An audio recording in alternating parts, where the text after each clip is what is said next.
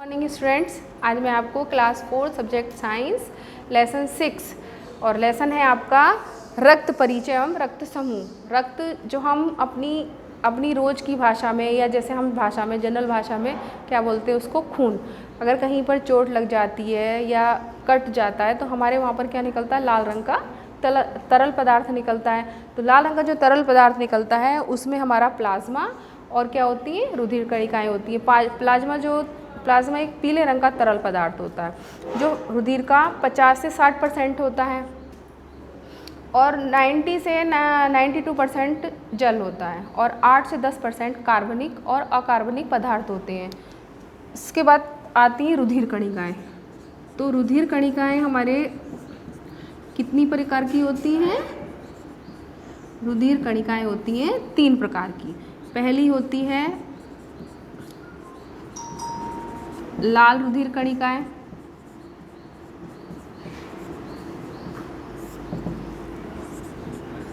श्वेत रुधिर कणिकाएँ,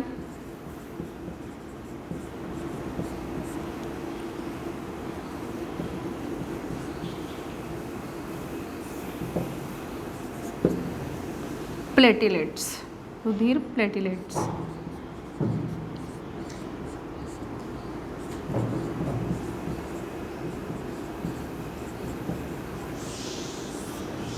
सबसे पहले आ गई आपकी लाल रुधिर कणिकाएँ। लाल रुधिर कणिकाएँ हमारे शरीर में संख्या में सबसे ज़्यादा होती हैं।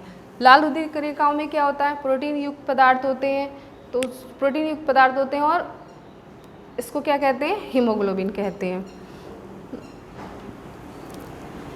यह O2 और CO2 का वाहक होते हैं, इसलिए इनका रंग क्या होता है, लाल होता है। इसके बाद आती हैं आपकी श्वेत रुधिर कणिकाएँ। तो श्वेत रुधिर कणिकाओं में प्रोटीन, इनको अवर्णी कोशिकाएं भी कहते हैं। अवर्णी कोशिकाएं कहते हैं क्योंकि इनमें हीमोग्लोबिन अनुपस्थित होता है, इसीलिए इनका रंग कैसा होता है, सफ़ेद होता है। और इनकी जो आकार होता है वो अनिश्चित होता है, मतलब किसी भी आकार की होती है। इसके बाद आता है रुधिर प्लेटिलेट्स। रुधिर प्लेटिलेट्स क्या होता है, रुधिर प्लेटिलेट्स ये केवल मनुष्य के शरीर में पाया जाता है और ये खून का थक्का जमाने के काम आता है। जैसे कभी चोट लग जाती है तो आपने देखा होगा कि वहाँ पर एक थक्का जैसा जम जाता है। तो थक्का जमने की वजह से एक तो रुधिर बहना बंद हो जाता है, रुधिर बहना बंद हो जाता है और दूसरा वो थक्का जमने के बाद हमारे शरीर को वो धूल मिट्टी से बचाता है। और इसका आकार, इसका जो व्यास होता है, आकार तो इसका अनिश्चित होता है, व्यास इसका 2 μm से 4 μm तक होता है। ठीक है। इसके बाद आपको पता है रुधिर की खोज किसने की थी? रुधिर की खोज की विलियम हार्वे ने। अब इसके बाद, अब ये रुधिर तो हमारा आ गया, लेकिन ये रुधिर हमारे शरीर में जाता कैसे है, पूरे शरीर में हमारा रुधिर जाता कैसे है, तो ये भी पता होना चाहिए। हमारे पूरे शरीर में रुधिर जाता है, हमारा हृदय, हमारा जो दिल होता है वो रुधिर परिसंचरण का कार्य करता है, पूरे शरीर में रक्त को पहुँचाता है। तो जो हमारा हृदय है, हृदय हमारा, उसमें हमारे 4 कोष्ठक होते हैं, दायां अलिंद, बायां अलिंद, दायां नीले और बायां नीले।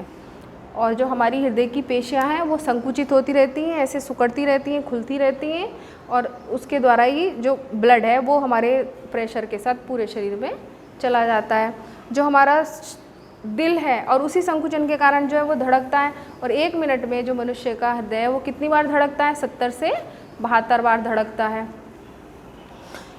70 से 72 बार धड़कता है। और जो हमारी हृदय की रचना होती है, हमारा जो हृदय होता है वो एक मुट्ठी, जैसे मैंने बनाई है 1 फीस्ट, इसके बराबर होता है, शंकु आकार कोशिकाएं ऐसे, और ये एक झिल्ली के अंदर होता है और उस झिल्ली को क्या कहते हैं, हृदय आवरण कहते हैं।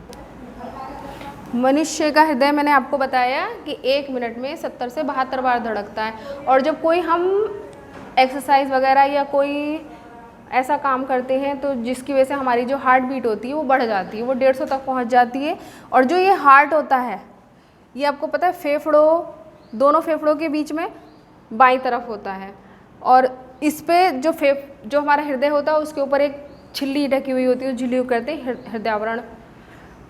और उसके चारों तरफ जो झिल्ली में, जैसे ये हार्ट होता है, जो झिल्ली है उसमें एक तरल पदार्थ भरा होता है। वो तरल पदार्थ किस लिए होता है? वो हमारी हृदय की सुरक्षा करने के लिए होता है। ये हमारा हृदय में रक्त का संचार कैसे होता है? तो हृदय में रक्त का संचार ऐसे होता है, अलिंद और निल्य, इनके बीच में क्या होते हैं? छिद्र होते हैं, और वो छिद्र उनको क्या बोलते हैं? निल्य कपाट। इसमें केवल जो है कपाट जो ये होते हैं, ये देखिए मैंने लिखा कपाट, ये कपाट जो होते हैं किधर की तरफ खुलते हैं? निल्य की तरफ खुलते हैं। मतलब अलिंद से निल्य की तरफ आ तो सकता है रक्त, लेकिन उससे वापस नहीं जा सकता।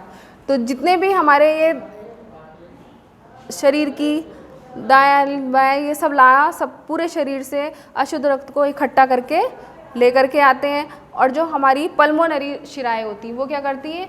वो शुद्ध रक्त को फेफड़ों से ला करके हृदय में लेकर के आती है, और इस तरीके से हमारे हृदय से रक्त का संचार होता रहता है।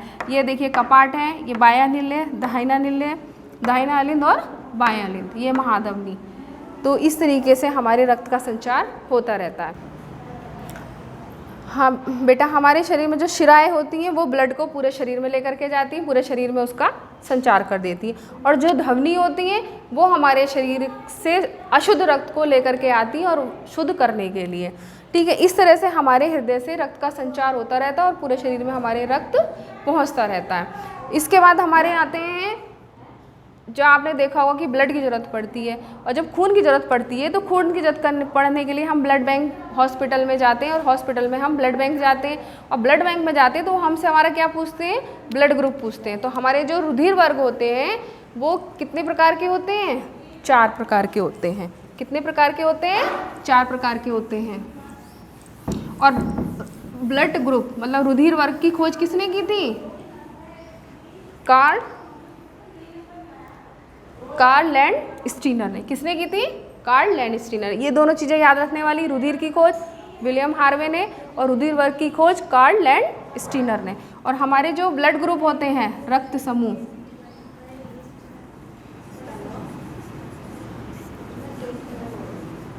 रक्त समूह होते हैं हमारे 4 प्रकार के।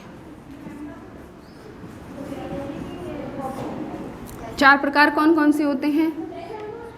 ए, बी, ए बी और ओ।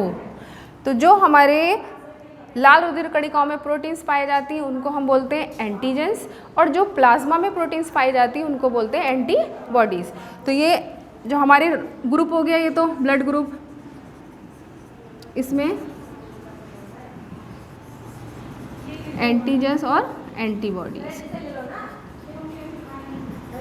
इसमें एंटीजेंस ए, ब्लड ग्रुप में ए होता है और एंटीबॉडीज़ होती है हमारी ए, क्योंकि एंटीजेंस और एंटीबॉडीज़ 2 प्रकार की होती हैं। एंटीजेंस जो होते हैं वो ए और बी, और एंटीबॉडीज़ जो होती हैं वो ए और बी। और इसमें एंटीजेंस बी, इसमें एंटीबॉडीज़ बी होती है, इसमें एंटीबॉडीज़ ए। और ए बी में ना एंटीजेंस होता है, वो सॉरी इसमें होता है ए बी, और ओ में ना एंटीजेंस होती ना एंटीबॉडीज़ होती है। और जो हमारा ए बी होता है वो हमारा सर्वग्राही, मतलब इसके कोई भी ब्लड ग्रुप वाला हमें ब्लड दे सकता है।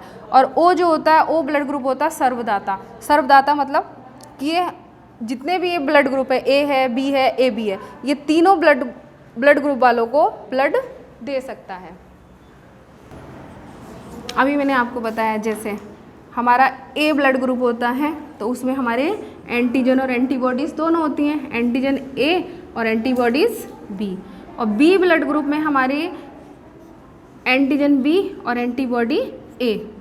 और ए बी में एंटीजन ए बी होता है और एंटीबॉडीज़ नहीं होती। और ओ में एंटीबॉडीज़ नहीं होती हैं और एंटीजन होते हैं दोनों, ए और बी। तो जो ये हमारा ओ सर्वदाता, सर्वदाता क्यों कहते हैं? क्योंकि ये हम जितने भी ब्लड ग्रुप बचे ए बी तीनों को क्या करता है? ब्लड दे सकता है। और ए बी क्यों? क्योंकि एंटीजन और एंटीबॉडीज़, अगर ये एंटीजन और एंटीबॉडीज़ सेम हो जाएंगी तो हमारे ब्लड क्या होगा? जम जाएगा, और जमने से क्या होगा, जब ब्लड हमारे शरीर में चलेगा तो वो थक्का बन जाएगा और उसकी वजह से मृत्यु भी हो सकती है। और हमारे शरीर में सबसे ज़्यादा जो संख्या होती है, मैंने आपको बताया था, फिर से एक बार बताती हूँ, सबसे ज़्यादा होती है लाल रुधिर कणिकाएँ।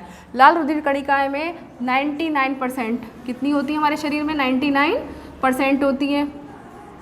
और इसमें लोह युक्त प्रोटीन्स पदार्थ पाए जाते हैं, जिसकी वजह से हमारे जो ब्लड का रंग होता है वो कैसा होता है, लाल होता है। और इसमें O2 और CO2 क्या होते हैं, वाहक होते हैं। और इसके बाद आती है हमारी श्वेत।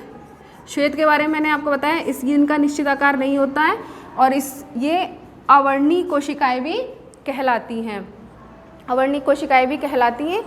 और ये हमारे शरीर में कम होती है, और इनमें कोई भी प्रोटीन्स नहीं होता, जिसके कारण ये श्वेत रंग की होती हैं। इसके बाद मैंने आपको बताया था ब्लड प्लेटलेट्स। ब्लड प्लेटलेट्स क्या होता है, ब्लड प्लेटलेट्स हमारे शरीर में थक्का जमाने के काम आता है, और ये केवल मनुष्य के शरीर में ही पाया जाता है। अगर कहीं चोट लगती है तो हमारा खून बहना शुरू हो जाता है, तो आप देखते हैं थोड़ी देर बाद वहाँ पर एक थक्का सा जम जाता है। उस थक्के के जमने से क्या होता है कि शरीर से ब्लड बहना बंद हो जाता है, और जब ब्लड बहना बंद हो जाता है तो हमारे शरीर से खून बहना वो रुक जाता है, और जिसकी वजह से हमारी चोट भी जल्दी ठीक हो जाती है। कुछ लोगों में प्लेटलेट्स की कमी होती है तो उनका ब्लड बहता रहता है, जिसकी वजह से बहुत सारी उनको प्रॉब्लम्स आ जाती हैं और उनकी डेथ तक हो जाती है। तो ये मैंने आपको बताया रक्त परिचय, रक्त समूह।